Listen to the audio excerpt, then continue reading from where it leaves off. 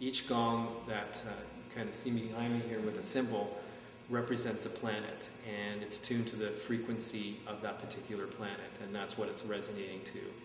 But it's also a musical note as well, so I'm able to orchestrate a sequence of having rhythm and patterns, and like that, again, it's like I'm performing with an instrument such as a piano or a harp or a guitar. I'm able to orchestrate the gongs in that fashion. And again, that's probably why I wasn't supposed to take any musical, because no one would have ever taught this. Yes. And I had to learn that and learn each instrument as its own entity, as its own energy, and no training can provide you with that. It's something that you have to feel. And this is definitely my family behind me, my brothers and my sisters, and pretty amazing. You know, I woke up after a concert one night and I looked behind me and I just looked back and they were just all smiling at me, and we were all connected, and it was probably the most beautiful, warm feeling I've ever had in my life.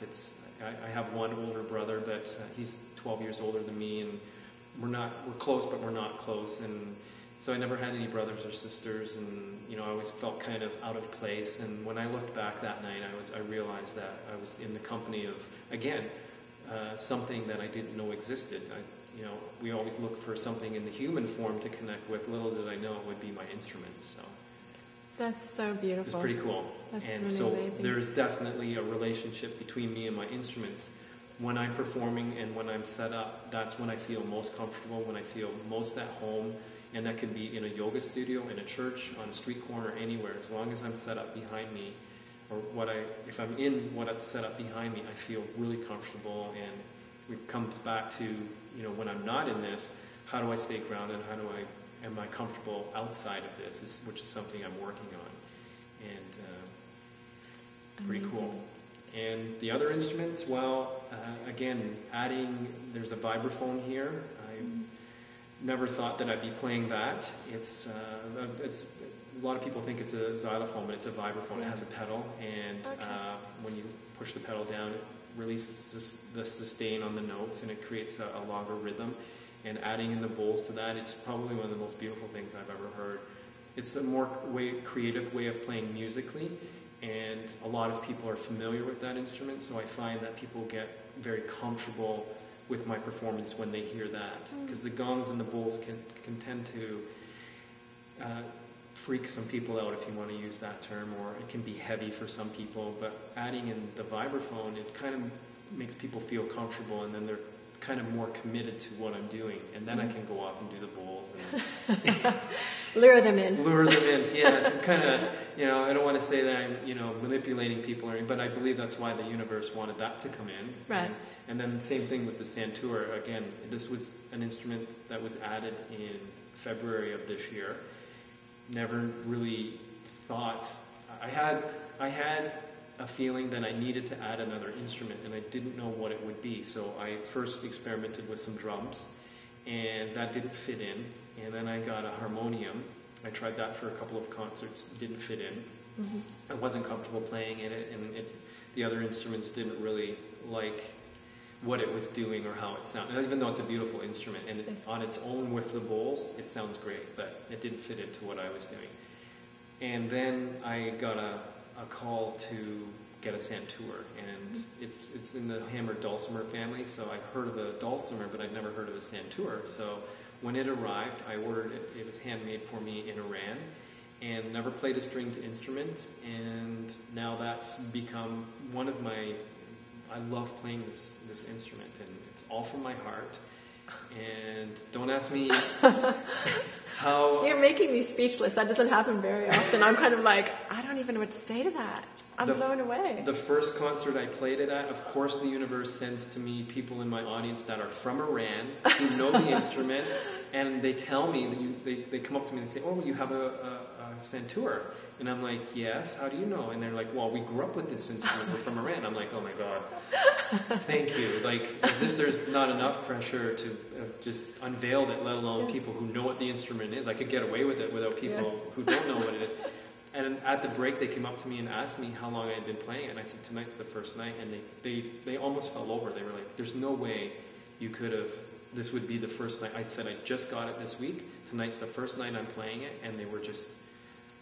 So I kind of poked and prodded. It's like, so really tell me how you feel, what you think how I played. And they're like, if this was the first time you were playing it and have never had a lesson, that is, they said, we're speechless. There's nothing we can say.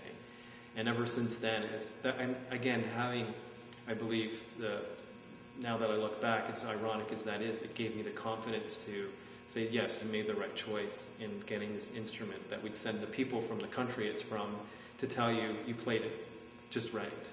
Now, it's obviously not perfect, and I'm learning as I go along, and I've seen some professional santur players, and it's a beautiful instrument. But in 8 months, it's really evolved into an incredible instrument, and people are loving it. And when I play, I'm playing from my heart, and I can feel it. I've had tears in my eyes when I've been playing, and I can feel the source of something coming in that's the heart of what I do. And again, nothing that I ever imagined, dreamed, or thought I would be doing, and all of these instruments have come in. And they're all together. They all fit just nicely. The family. My family.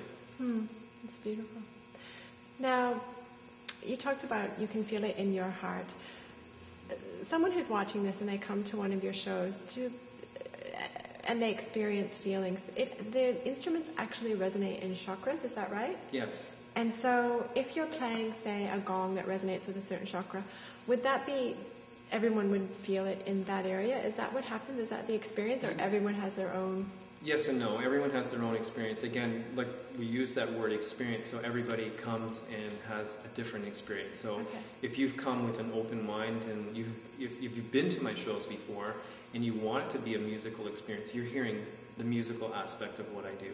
If you're coming and you want to sit there and meditate, you can allow, because the music's so pure, and I like to say also, you're not being manipulated by a synthesizer.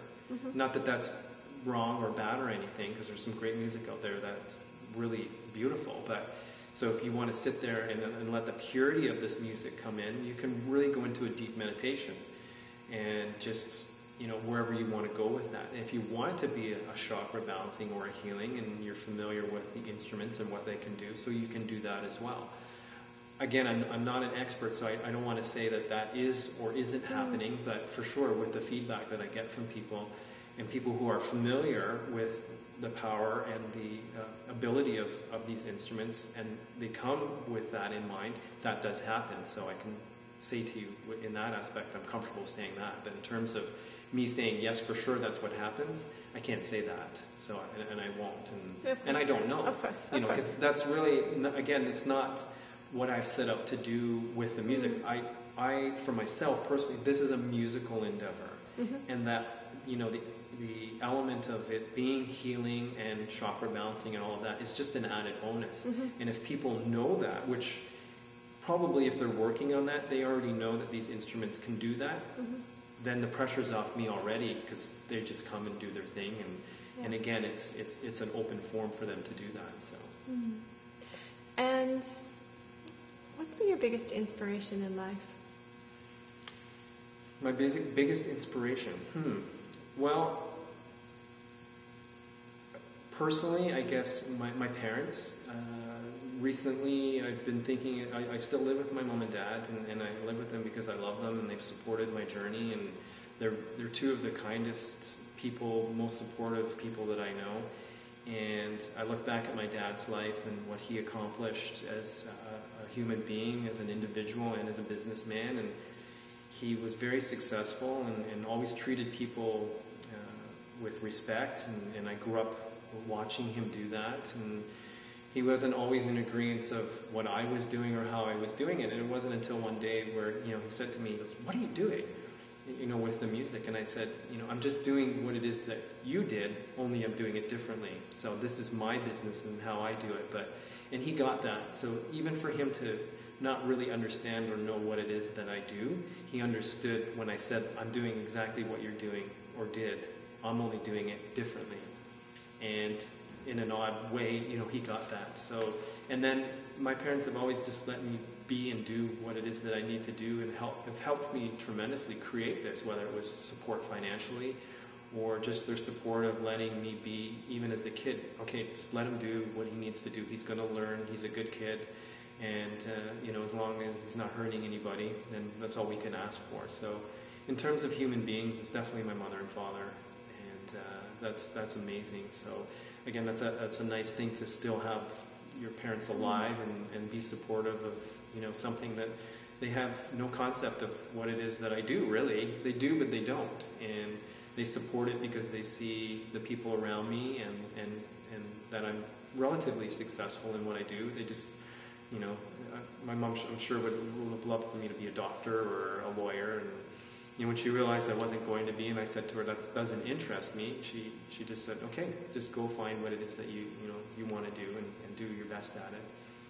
Musically, there's lots of influences. Again, as I mentioned in the previous conversation, music's been my life, so I've had a lot of time to soak music in. And early on, it was classical music, because that's kind of what my mom was listening to. So I loved, Chopin and Mozart, and would listen to that. And I definitely listened to some obscure music as a kid, Kenny Rogers, and because my mom, that's kind of, you're influenced by what you grow up with musically. So my mom had a weird musical taste: Kenny Rogers and Chopin. So I can see the similarities. Yeah, The Gambler and whatever you want, whatever they were doing. And then as I got a little bit older and was able to go to a record store, I'm showing my age, or buy cassettes, I would go down and kind of even intuitively pick the music too, because I didn't know what it was that was really up, at 10 or 11 years old, and we didn't have internet, so, what influences you? And I didn't have a lot of friends who were really into music either, so I had to kind of make my own choices based on either an album cover, that looked kind of cool or that I was drawn to, or, something that I had heard on the radio, and you hear one hit and they tell you the song, and you go down and you buy the record based on that one song, and you end up listening to the whole record. And so, that's the same thing. Even the music I was listening to was, how I was listening to it was, I was improvising, just, okay, what am I being drawn to? And then, I was born in '67, so I kind of grew up in the '70s and the New Age movement, and so I was listening, when I could really get into music and go to concerts, I was listening to Madonna and Thompson Twins and, Men at Work and REM, and now that I look back, compared to some of the music out there today, that was pretty good. And you compare it to the music of the 70s, which was, now I look back, the music of the 70s was awesome and the music of the 60s was awesome. So you start to see all the trends and changes in music. And again, like bands like the Rolling Stones and Elton John and Eric Clapton, they had some soul and something behind them that kept them growing and moving forward. And bands who didn't have that, faded out in a year or two, which, we're seeing today. How many bands are around today that were, around even 3 or 4 years ago? There's not many. There's probably a whole bunch of reasons why, but there just doesn't seem to be a lot of creativity, because all the music's being, it's all synthesized. So there's not a lot of room for growth, because there's not a lot of room for being creative internally. You're listening and creating loops or whatever it is, and there's only so far you can go with that, because it's always repeating itself. Mm-hmm. And so that's what I love about music from the 60s, 70s, and 80s, and early 90s. Is there's at least some growth there. But for me, it's the bands like the Grateful Dead and Bob Dylan and the Band and Eric Clapton and the Beatles for sure. John Lennon and George Harrison in particular. These guys had a vision, and they were very true to what it was that they believed in. And even if it went against the establishment or what their record companies were demanding, no, this is the music that we want to create, and we're going to do it with or without you. And that music's still around. The Beatles are more popular today than they were, in the 60s. So that's a testament of, something was going on, and they evolved very quickly, and they were only around for 6 years, and their music's still around, so there was something there.